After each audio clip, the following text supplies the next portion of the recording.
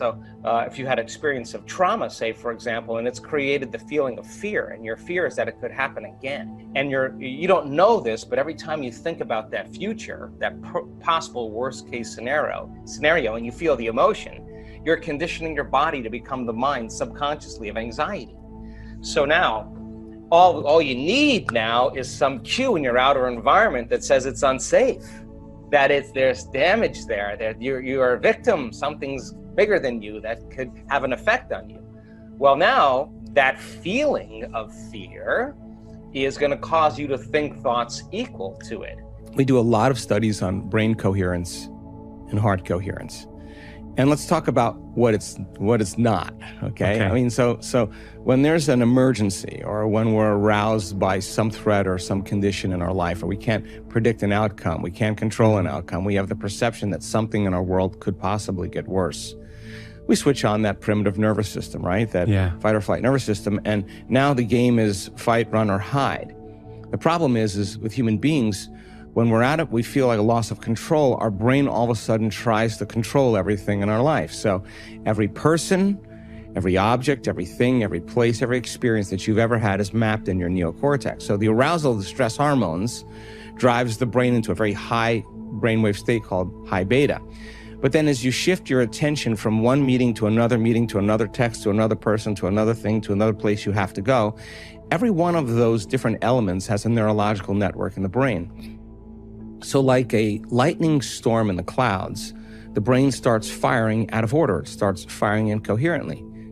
And when the brain is incoherent, we're incoherent. And so think about when you're stressed. The most common thing that people do is they over-focus.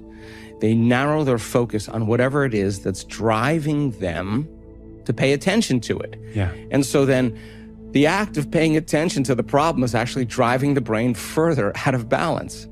And we've studied this. When you analyze that problem, that circumstance, that condition within the emotion that you are feeling and derived by the hormones of stress, you'll make your brain worse 100% of the time, because the analysis, the over-analysis, is driving it further into a higher thinking, higher beta brainwave state.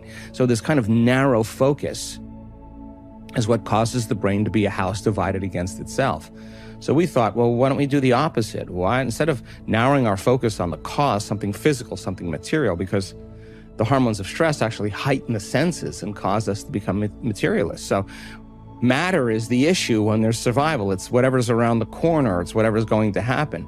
So we said, okay, let's teach people something else. Let's teach them how to broaden their focus. Mm-hmm. And as they broaden their focus and take their attention off of everything material and everything known and focus on space, focus on nothing, the act of doing that actually starts slowing down the analytical mind. You can't analyze when you're sensing.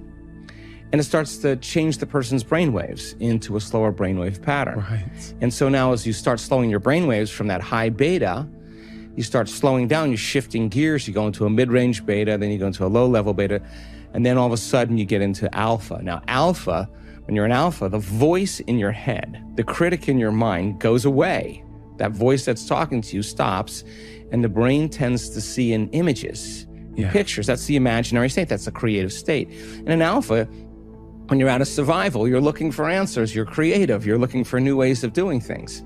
So when they broaden their focus, not only do they move into alpha, but all of a sudden we start seeing those different compartments of the brain that were once subdivided.